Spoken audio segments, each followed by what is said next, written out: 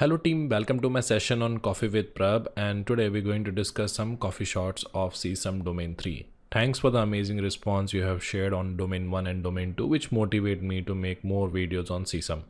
In this video, we're going to discuss some question which is mapped with the concept of Domain 3, and I'm sure after this particular video, you get a better visibility about the Domain 3 topics. My name is Prab Nair, and for more information, you can check my LinkedIn profile. So without wasting a time, let's start with the first part. Thank you. Okay, so first coffee shot. What is the primary objective of a VPN in an enterprise? Question talking primary, it means we're talking about the ultimate outcome. Okay, so scope of the question is VPN to be used in the enterprise, and what is the objective? Option A, provide faster internet connection speed. It is not necessary the VPN offer faster internet speed depending upon the carrier and all that. To prevent malware attack, that is not true, because if anyone infected so example, like we have a system A and this is basically my enterprise. So VPN is basically creating a virtual tunnel, and through that tunnel we basically transfer the data. We just need to ensure over the internet I want to secure the data through this tunnel. So if someone basically penetrate into this tunnel, they can able to inject the malware also. So B definitely removed. C say ensure security communications. That's true. It doesn't use for managed network traffic. So only option which is basically makes sense to the question is C for Charlie, to ensure the secure communication or security communication. That's what the answer is, C for Charlie. Let's move to the next coffee shot. Thank you. Okay, while deploying the secure file server, information security manager like to ensure confidentiality. So that is basically the scope of the data while it is transit over the network. Okay, which of the following is the most commonly used for achieving the confidentiality in the data transmissions over the internet? Is a question talking about data in transit. Okay, so they have web server and there is a user who might uploading a data, so we need to ensure the security of a data in transit. So option A, MD5. MD5 is basically more from a hashing point of view, which is used for achieving the integrity. Example, like we have a data, we generate the hash value of the data and we send the data to receiver. Receiver, when he receive the data, he check the hash and compare the hash with the hash what he receive on an email. If hash is same, by which we ensure the integrity. So A definitely not an answer. B is a hashing. Principle of least privilege is basically all about necessary right has been assigned to the user to perform the duty, and the question is not at all talking about that. They want to ensure the confidentiality of the data in transit, so only close option, which is look like a D for Delta, encryption. Okay, let's move to the next coffee shot. Thank you. Okay, so next coffee shot. Which of the following type of IDS, intrusion detection system, is typically deployed as a network device and monitor the network traffic for suspicious activity? See, when you're talking about IDS is basically act like a detective control for your information. Detective control. So example, like we have an internet here. So here we have an NIDS. And then we have a switch,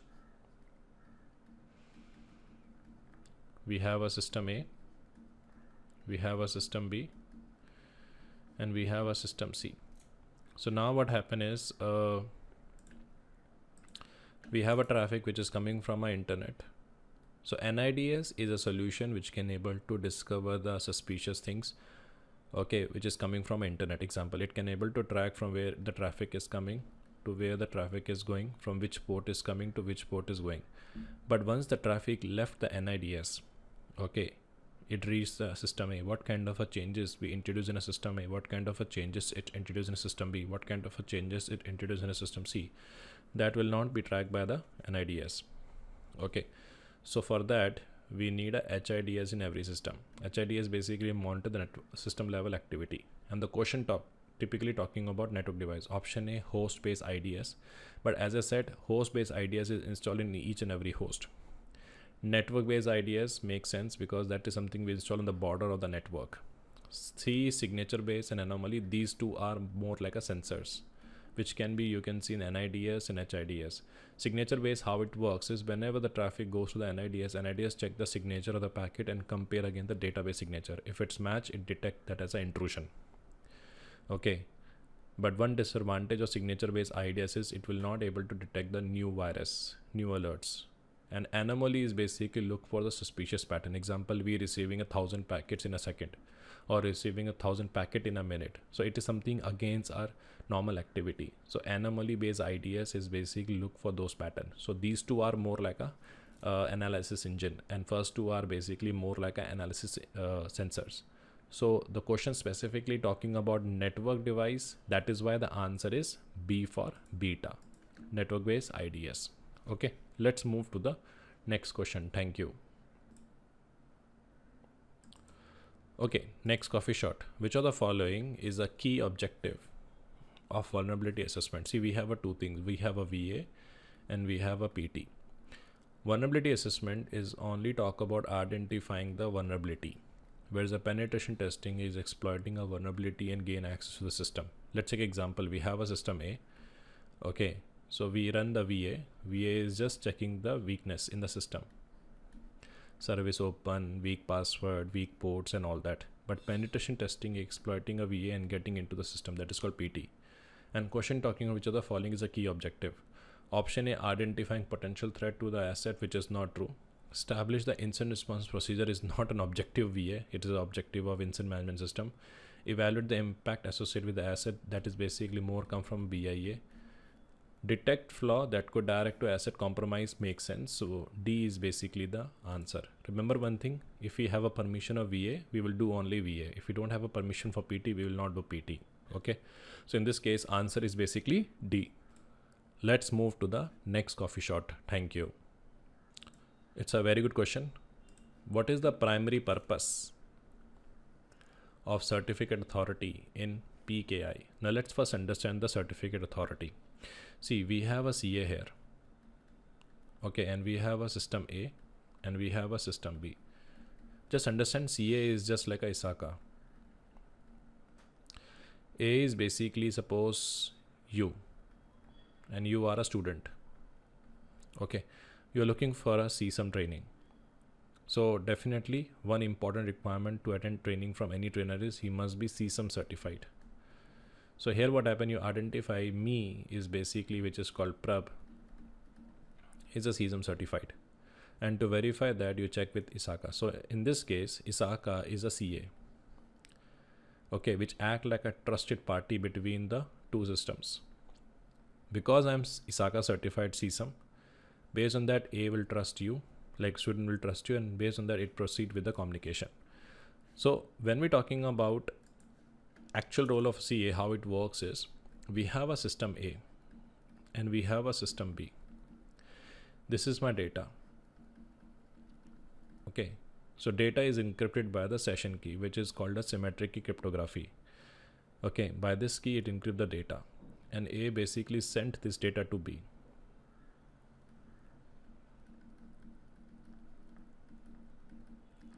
Now when B received the encrypted data, he need a session key. So B will request for the session key, A will basically provide the session key, and by which it decrypt the data. The problem is that any attacker is there, he can able to intercept the session key. Any attacker is there, he can intercept the entire communication. We just need to ensure third party communication to be secure. Okay, so that is why we introduce a asymmetric cryptography. In asymmetric, what happen is we have a system A, we have a system B. Now we have a data here. So in asymmetric, we introduce two keys. One is basically called as a public key, and one is basically called as a private key.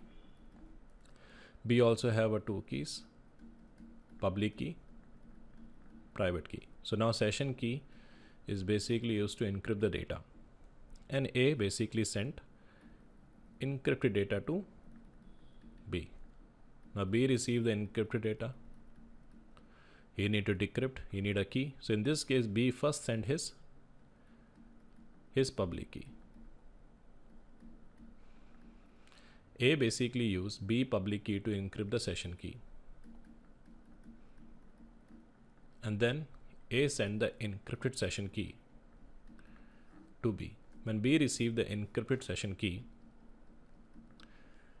he applied his private key, by which he got the session key and by which he decrypt the data.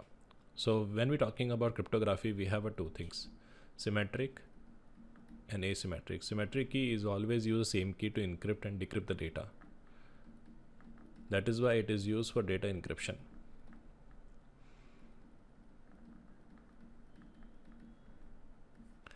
Asymmetric basically use one key to encrypt and one key to decrypt. That's why asymmetric is used for the key exchange. Now in this case, the scenario is when B sending his public key, there is a possibility attacker can intercept the public key and he can send his public key. So which basically create a trust issue.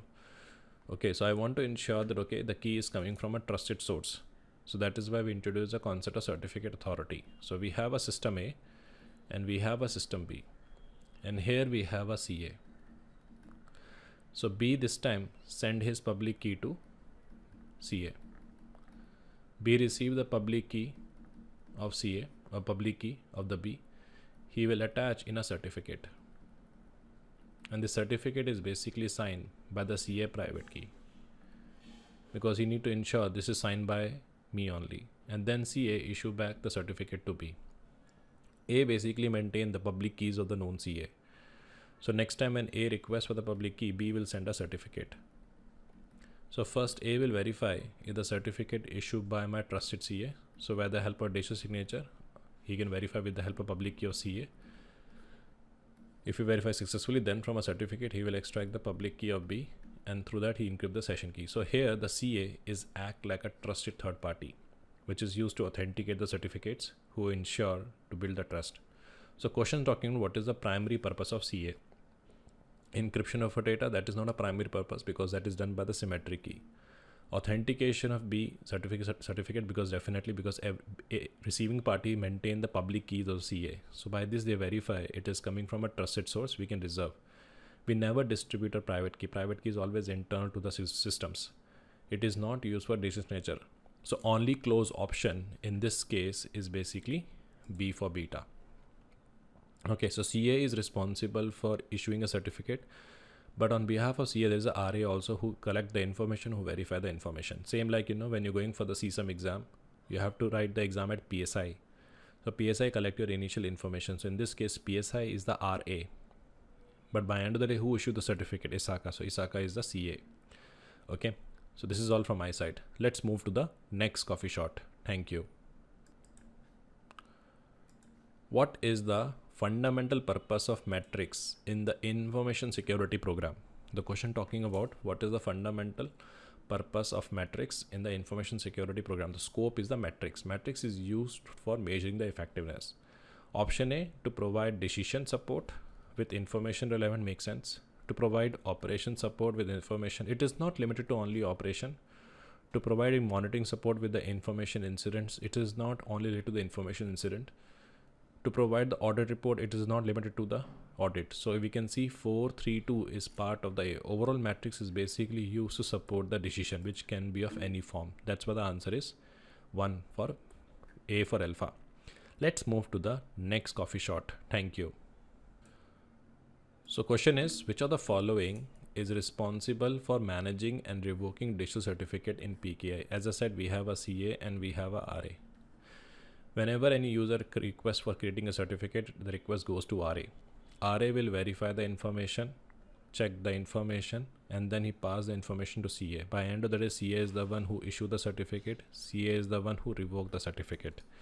So in this case, who is responsible managing and revoking certificate? RA definitely not. CA makes sense. Key escrow is basically third party maintain the key. And CRL is basically maintained on the client end. It is a list of certificate which is revoked. So whenever any certificate requests come, it will check in the CRL list. Is the certificate in the CRL or not? If the certificate is in a CRL, it means this certificate is revoked certificate. We also have another way to verify, which is called as a OCSP, Online Certificate Status Protocol. So D definitely is removed. So only close option in this case is basically B for beta, certificate authority. Let's move to the next question. Thank you.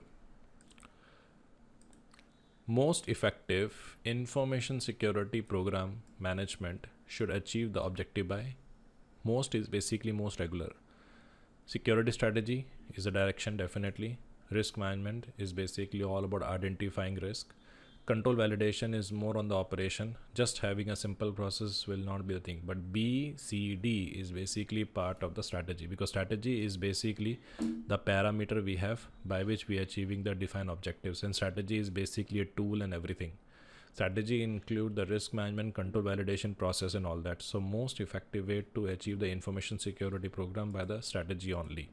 Because if you go by the process, the first step is basically vision, then we have a mission, and based on that we create an information security strategy. Based on the information security strategy, we create an information security policy, and then we create an information security program. And then program is validated with the help of information security strategy. That's why the answer is basically A for alpha. Let's move to the next question. Thank you. Okay, what is the most effective way to align information security objective with enterprise? Most is basically most regular. So option A, conduct balance scorecard. Now what is balance scorecard? So I have one diagram here, you can see. Balance scorecard is always used from the strategic management. Okay, so example, any kind of directions, any kind of initiatives come in the organization, we basically look for the 4 important aspects like financial, business process, okay, customer and organization capacity. Let's take an example. I work for the InfoSec train. Okay, we need to make the training more effective. For that we need to introduce the quality metrics and all that is basically part of a business process. And if I'm able to generate a good training, okay, it increases the customer portfolio. Okay, by increasing a customer portfolio we can able to increase the financials, and that is actually the overall outcome we have. Okay, definitely I have to look for the organization capacity, so I need to train my existing people also. So when we creating any strategy for an organization, okay, we have to see the 4 dimension, and based on that we need to create a strategy. So let's take another example. Here you can see in this diagram, let me maximize that.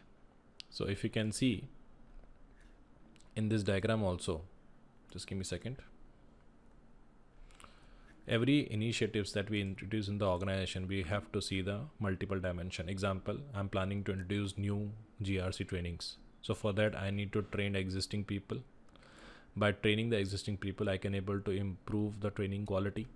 By improving the training quality, I can able to increase most customer, increase the customer satisfaction, and by that I can able to increase the finance of the company. So that is one of the tool by which we can able to create a information, we can create a business strategy. So option A is balance scorecard. So that is basically a tool by which we can map the strategy. Vulnerability assessment is basically more from identifying the vulnerability only. By just reviewing the audit report will not give any visibility. And just by reviewing the cybersecurity program will not give any visibility. So that is why the answer is basically A, because balance scorecard is a tool by which you can able to see how effectively we can able to implement information security objective. That's why the answer is A for alpha. Okay, so next question is, what is the primary purpose of DMZ in a network architecture? See, let's understand DMZ. So example, like initially what happened is we used to have all the systems in a same network. So we have a web server and we have a DNS. We even have a database, suppose in a same network. Okay. So we have a user 1. If you want to access the website, according to that, we have a limited rules in the firewall, because if you put too much rule in the firewall, it would delay the traffic. But disadvantage is there is a possibility hacker can basically hack the web server, and from there he hack the DNS and the database. So we want to segregate that. That's why we introduce the concept DMZ. So now we have a firewall here. It is basically connected with the internet. Then we have a DMZ. And then we have another firewall, which is basically connect with the internal network. So we basically keep those systems in the DMZ, which is a public facing site. And we keep those systems in the internal network, which is internal to the network. Example, database we have, AD we have. So now what happened is any traffic. So we have a user here connected by the internet, access the firewall, and through that he access the website, and from there he get the access. Okay, he get access. But from there, if he try to hack the server and from there he want to do the lateral movement to internal network, this firewall will basically block that. So primary purpose of the DMZ is basically introduced to protect your internal network from external. So we keep those systems in the DMZ, which is a public facing site. Okay, so option A, to isolate internal network resources, which makes sense. It never introduced to improve the network performance. It doesn't restrict the access to sensitive data. We can keep the sensitive data in the DMZ also, and it is more like a technical control. So D is removed, because it said to enforce network security policy. So only close option is basically A for alpha. Okay, so primary purpose of DMZ is to isolate your internal network from external. Let's move to the next question. Thank you. Okay, while building a security program metrics, which of the following first aspect must be considered? Question talking about sequence. Okay, option A, metrics necessary to track and guide program development, makes sense. Development of metrics be needed for ongoing management, but that is more like an input. Metrics map with the operational function, but what about strategic and tactical? And metrics map with the organization risk function. So metrics is not limited to only risk. But if you see, when we creating any kind of a matrix for any type of metric, whether it's operational, tactical, strategic, or risk and all that, make sure that is help us to guide us and improve our future things. So the most important option is basically here is A, metrics necessary to track and guide the program development. That's what the answer is, A for alpha. So this is all from my side, and do let me know how do you find the CISM domain 3 question parts. I'm also planning to introduce a part 2 very soon. Do share your comments, do share your feedback in a comment box, and if you're not subscribed to the channel, do subscribe to the channel and click on the bell icon to make sure you should not miss the future videos on a similar topic. So this is all from my side. Thank you so much. Good day. Bye.